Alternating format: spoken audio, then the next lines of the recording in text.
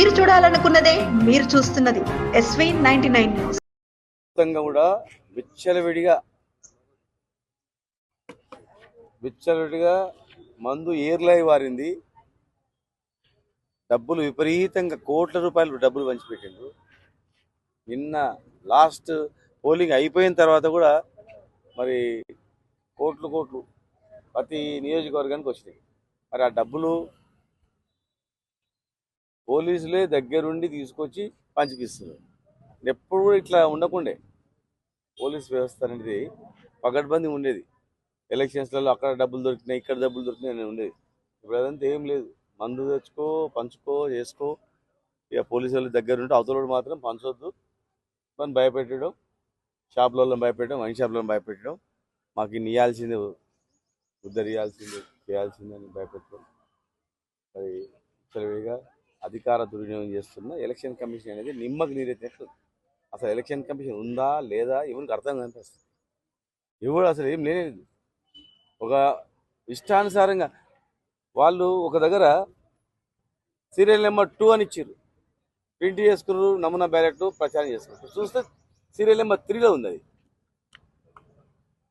అసలు ఏం నడుస్తుంది అసలు ఎలక్షన్ కమిషన్ ఉందా లేదా? ఓన్ని అక్రమంగా ఏదో చేస్తుంటే వీడియో తీస్తే గుద్దిండ్రు అని, ఇంకొక అవమానిస్తుంది కదా, చనిపోయాడు. రాష్ట్రంలో కిడ్నాప్లు, ఆత్మహత్యలు చేసే స్థాయికి వెళ్ళిందంటే ఎంత భయంకరమైనటువంటి ఒత్తిడిని చూడండి. ఇట్లా డబ్బు ఎంత మీరు ఉపయోగించినా మళ్ళీ ఇంకోటి ఏంటంటే కాంగ్రెస్, బీజేపీ, ఇంకా కొంతమంది అందరూ ఏకమైన బీఆర్ఎస్ని ఢీకొనడానికి మొత్తం టోటల్ అన్ని పార్టీలు ఐక్యమై బీఆర్ఎస్ను ఓడించాలని ప్రయత్నం చేస్తుంది. నేను ఒకటే అడుగుతున్నా, బీఆర్ఎస్ పార్టీ లేదు ఇది అన్నారు కదా, మరి లేదన్నప్పుడు మీకు ఎందుకంత వనుగా? జాతీయ పార్టీలు సిగ్గుండాలి కదా. జాతీయ పార్టీలు ఎవరైనా ఇండిపెండెంట్గా కొట్లాడాలి, దానికి ఒక క్లారిటీ ఉంటుంది. ఒక జాతీయ స్థాయిలో తన్నుకొని ఇక్కడ వచ్చేవరకు మున్సిపాలిటీ కలిసి పనిచేస్తున్నప్పుడు మరి ఆ పార్టీలు ఏం చేస్తున్నాయి? పైన ఉన్నటువంటి వాళ్ళు సిద్ధాంతాల విరుద్ధంగా ఇదా ప్రజాస్వామ్యం అంటే? పార్టీ సిద్ధాంతాలు ఇవే, ఇది ఎక్కడిది? అయినా కూడా మరి పార్టీలు లేవన్నారు, ఈ పార్టీ ఖతం అయిపోయింది, పార్టీ లేదన్నప్పుడు ఎందుకు ఇంత భయము? ముగ్గురు ఐక్యం కావాల్సిన అవసరం ఉందంటే దమ్మున్న పార్టీ బీఆర్ఎస్. రేపు అధికారంలో వచ్చేది బీఆర్ఎస్. ప్రజల గుండెలో ఉన్నది కేసీఆర్.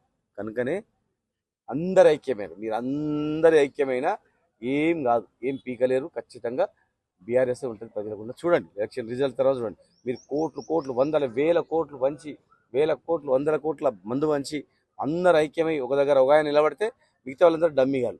ఇంకో దగ్గర నా పార్టీ బీజేపీ నిలబడే దగ్గర కాంగ్రెస్ వాళ్ళు డమ్మీ వ్యక్తులు, కాంగ్రెస్ నిలబడే దగ్గర బీజేపీలు డమ్మీ వ్యక్తులు. ఇంకా మిగతా వాళ్ళకి ఒకటి 2 సీట్లు వాళ్ళకి ఇవ్వడం, ఇవి చేస్తున్నారు. మేము ఒంటరిగా వచ్చినాం, పులి ఒంటరిగా వచ్చింది. ఖచ్చితంగా ఒంటరిగానే కొట్లాడినాం.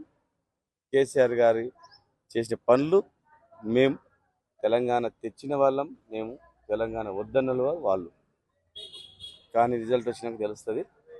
మేము అన్నీ దాదాపు 50% పైన మున్సిపాలిటీలో మేము ఉండేవాళ్ళము. చాలా వరకు మీరు ఇన్ని చేసినా కూడా మేము ఖచ్చితంగా ఉంటాం, గ్యారంటీ కూడా. ఎన్ని డబ్బులు వంచి ఏం చేసినా మేము ఉంటాం. రేపు రాబోయే ప్రభుత్వం మాది. 10 ఏళ్లలో మేము 2-3 సీట్లు ఉంటుండే. ఇప్పుడు చూడండి, గ్రామ పంచాయతీలో కూడా అక్కడ 10 నియోజకవర్గాలు 5-10 కానీ ఎక్కువ ఉండకుండా 40% మేము గ్రామ పంచాయతీలో వచ్చినాం, ఇప్పుడు ఇచ్చినాం. ఈ ప్రభుత్వానికి నిజంగా దమ్ముంటే ఇవి అయిపోయిన వెంబడే జెడ్పీటీసీ, ఎంపీటీసీ ఎలక్షన్ పెట్టండి.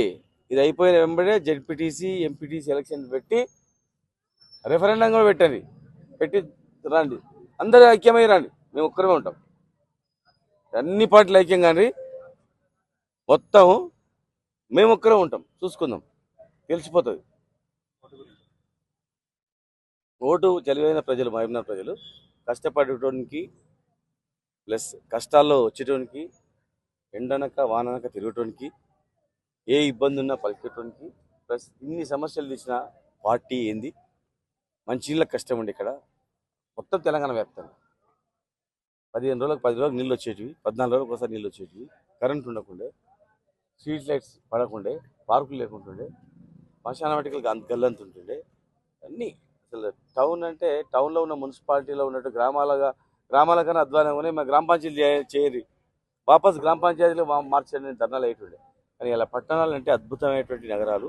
ఆంధ్రప్రదేశ్ మొత్తం కలిపి ఆంధ్రప్రదేశ్లో ఉన్న మున్సిపాలిటీస్ ఎన్ని ఉన్నాయో ఇప్పుడు తెలంగాణ వచ్చిన తర్వాత అన్ని మున్సిపాలిటీ అంత డిమాండ్ ఉంది. ఖచ్చితంగా నగర ప్రజలు తెలివైన మంత్రులు.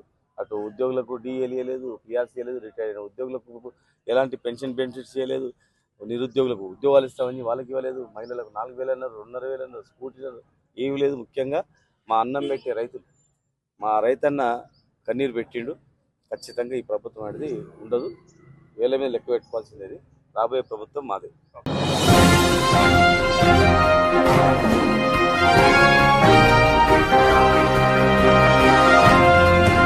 మీరు చూడాలనుకున్నదే మీరు చూస్తున్నది SV 99 న్యూస్.